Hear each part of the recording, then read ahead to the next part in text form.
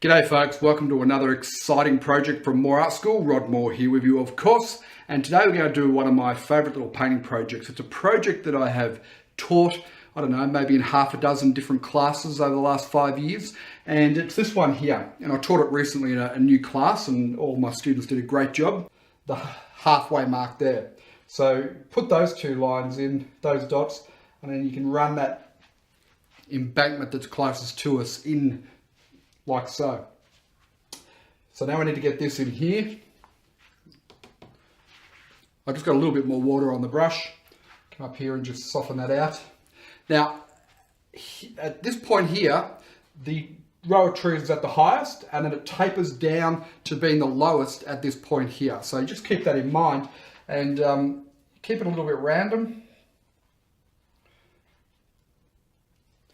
And you can see there, that's not a bad tone for what we want to do here. Keep in mind, acrylics do dry a little bit darker, so it will be a touch darker than that when we're finished. So I'll come here to the horizon and with plenty of paint on the brush, that's the key.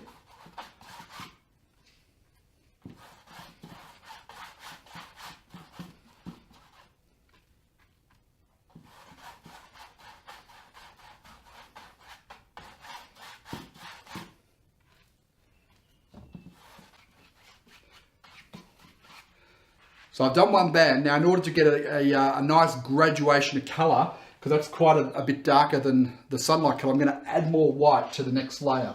So I'll take another lot of white, not as much as before.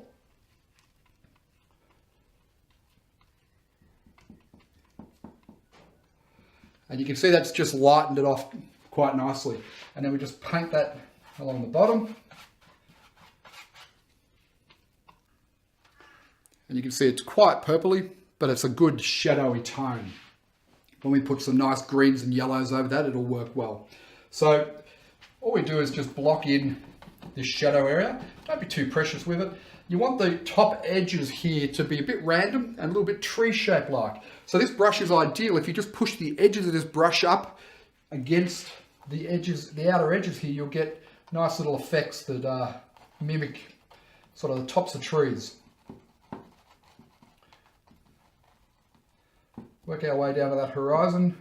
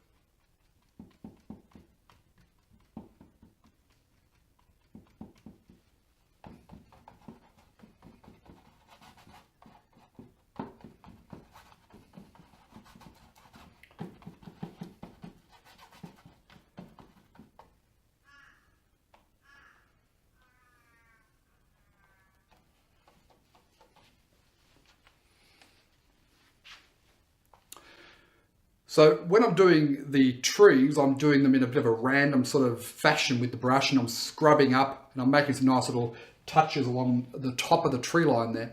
When it comes to the reflection, I want to just put the brush there and just drag down. Reflections always have this look that they're falling down or they're more vertical. So whereas this is all a bit more random, the brush strokes. So I'm going to just load the brush just by pulling it back and forward through the paint, find my horizon line and then just drag the brush up and down.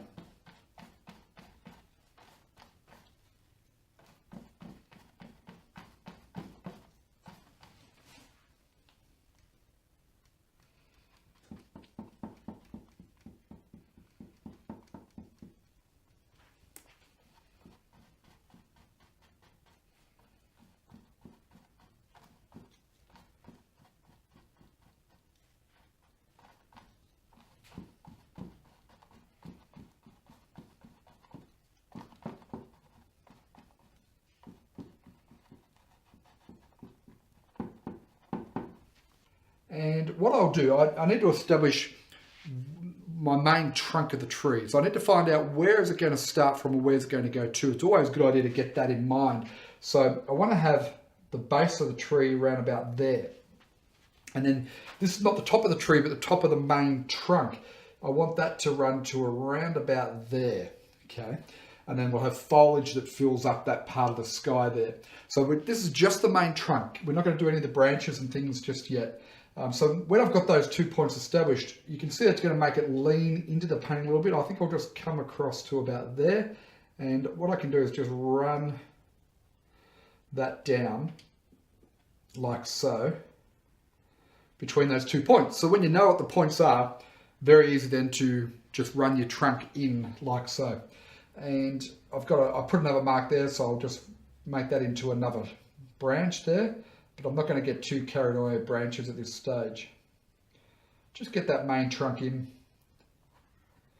so that we know where we're going with it. A bit of shadow in there perhaps. So I don't want big globs of paint on the brush at this stage. Just want to have a little bit of paint, and I'm just going to just scrub in some foliage shapes, okay? And you just got to think, I know gum tree reasonably well, the shapes of them and so on. So I can just sort of do this without having to refer to a photo to get a reasonably pleasing shape. But you know, if you want to do a different type of tree, having some photo reference of it is always a handy thing. Now I ran out of paint, so I had to mix up some more. Okay. In the center here, it's going to be a little bit more of a cluster, but up the top, there's going to be lots of breathing room where the sky is going to come through. So a big mistake that I see a lot of beginners make is that they tend to fill everything in too much. Okay, I've got a hair there. I don't want to try and take that out at this stage because that never seems to work well. So if we start here, and it's just a really light touch, the key with this is not to lose the shadow that we've already painted in, the dark side. We need to allow plenty of that shadow to still come through. And one of the biggest mistakes I see beginners make is they paint out all that dark. And when you lose the dark, you lose the effect. Okay, so I'm just creating those shapes, coming down to the horizon line here. Be careful you don't go over that horizon line.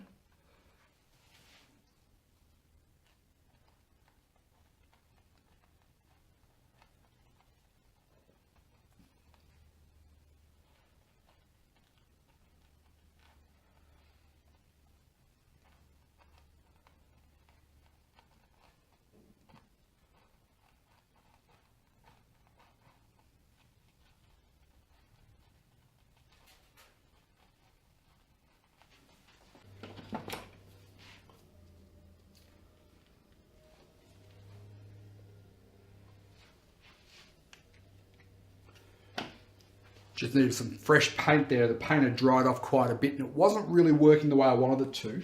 So rather than be frustrated with it, I'll just get some fresh paint, okay? Mix up that dark again. So just basically blue and red. And hopefully this will work a little bit better now. Yeah, so there's a bit more strength coming out there now. But to be honest, I don't know that I need too much more here.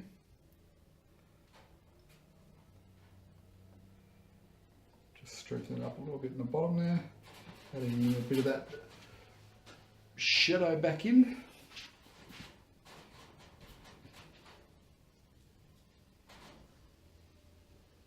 The other thing we've got in the painting is a couple of posts in the water here to tie up your boats, being Noosa River, a lot of boat activity.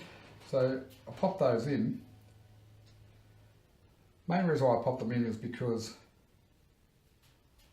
it's a good way to demonstrate the reflections. So we'll put some highlight over that in a moment. Okay. And on the other side of the river there, we've got all those trees. There's going to be a little bit of an indication of some trunks and things in there. So that's our purpley mix. I'll take a touch of that white And I'll just lighten it off a little bit, because we're going to need something a bit lighter in there to be seen. Now this is very subtle, and that should give us a reasonably pleasing tone there to run this in. So just in a few spots.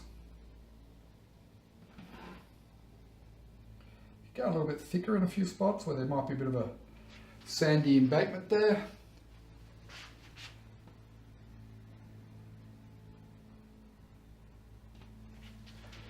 For that shoreline. And I'm just running it under the sand where a bit of the water might be lapping up against the embankment. And what I can do is just run some water ripples across some of the reflection. Don't overdo this. Okay. What that does is it just pushes those reflections back into the water and makes them look more realistic. There you go, a fun little painting, pretty easy to do. You've seen the steps, they're not that hard to follow. Keep it simple. We used 3 colours plus our little booster colour for the highlights. We used a couple of brushes and we followed the 3 steps of the Moore method.